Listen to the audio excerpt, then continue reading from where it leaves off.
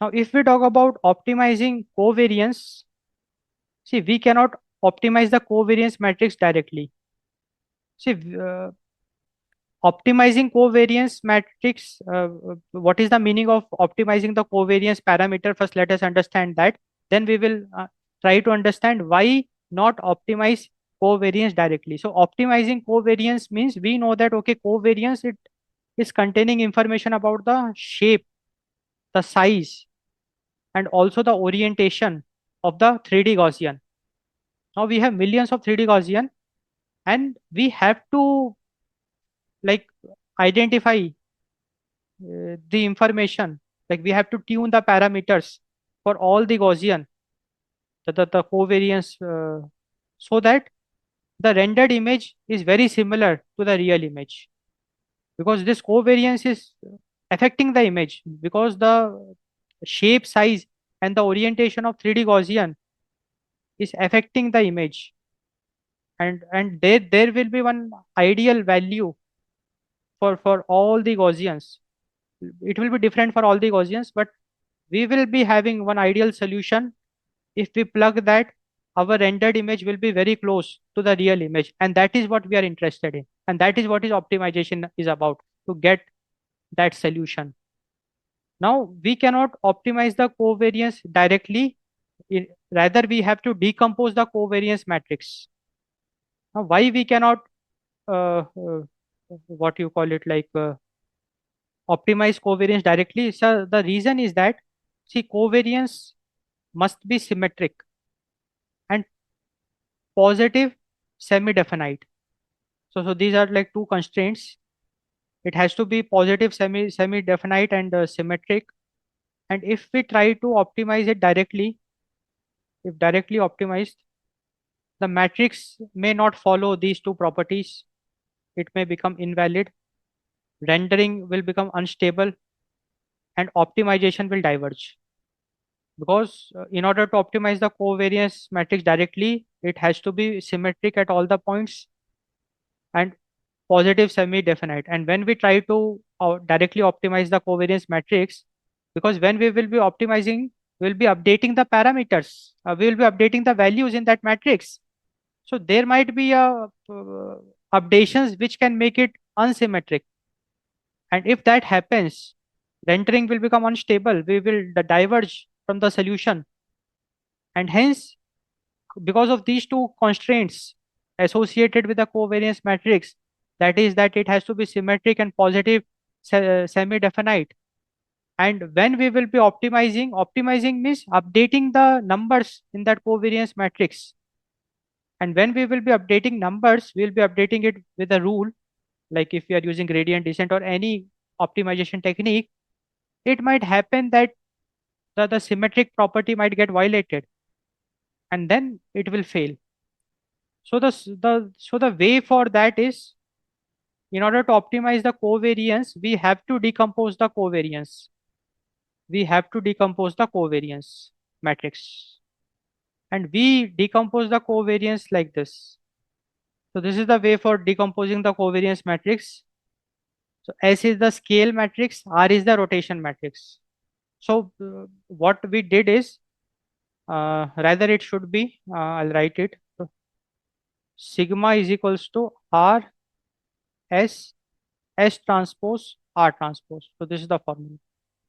Now in the covariance matrix, the diagonal is the S.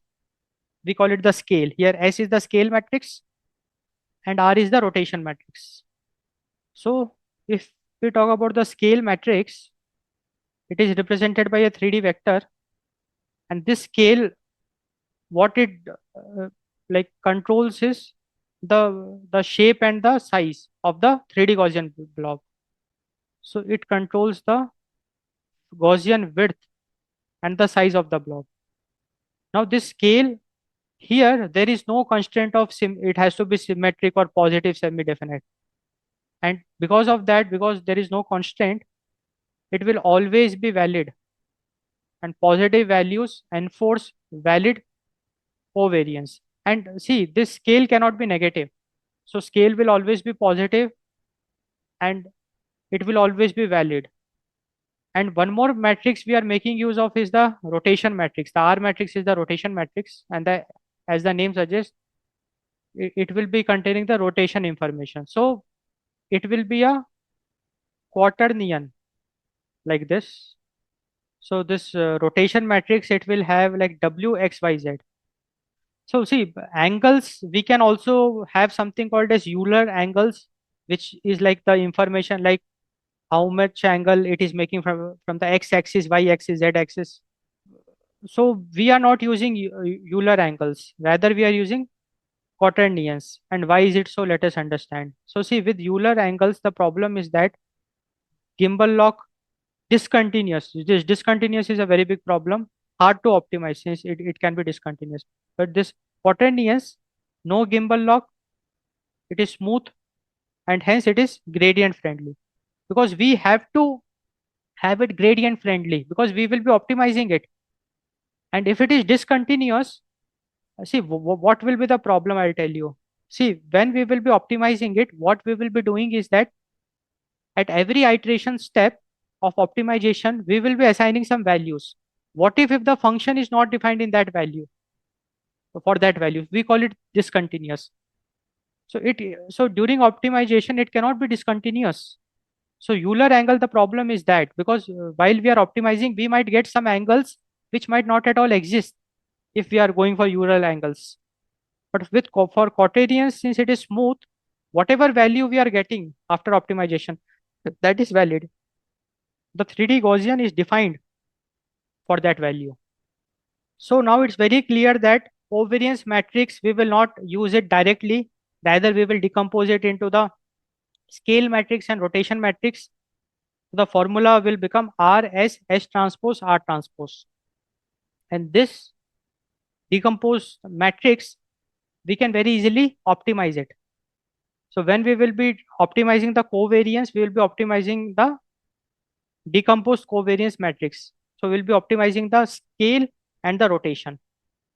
And how we will be optimizing the covariance, let us look at that also. Now, what is the meaning of optimizing the covariance? It's very clear that, okay, we will start with some random values of covariance for the Gaussians, 3D Gaussians. It means all the millions of 3D Gaussians, it will be having different shape, different size and different orientation. And the image, the rendered image will be very different from the real image. The goal of optimization is to find the suitable values of scale, shape, and orientation for all the millions of Gaussians so that the rendered image is very similar to the real image. That's the goal, to find those values. So we have to learn.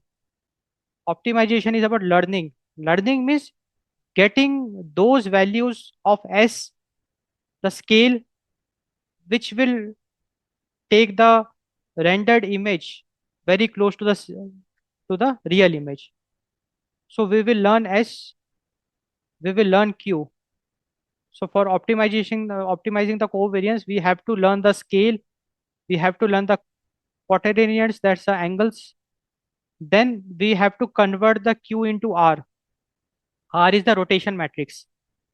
Because once we get the quaternions, we have to convert it into the rotation matrix. And then we have to compute the covariance matrix using this formula. R S S transpose R transpose. And in this way, we are able to optimize the covariance. So idea is very clear. For every 3D Gaussian, we will be having a covariance matrix.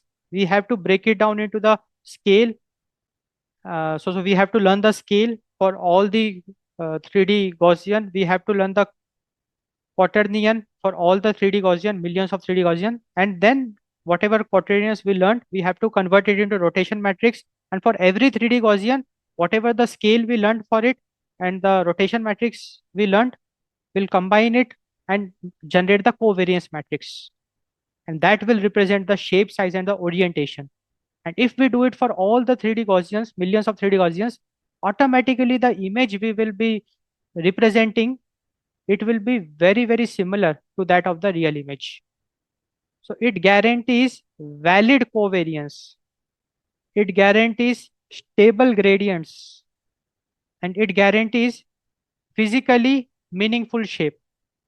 So this covariance we got after optimization, the procedure we are following, the decomposing it and then learning and then computing the optimized covariance, it will guarantee valid covariance, because now whatever covariance we will get after optimization, it will follow those two properties. That covariance will be symmetric and it will be positive semi-definite, stable gradients, and physically meaningful shape. So because these two properties of covariance are maintained, we will get physically meaningful shape.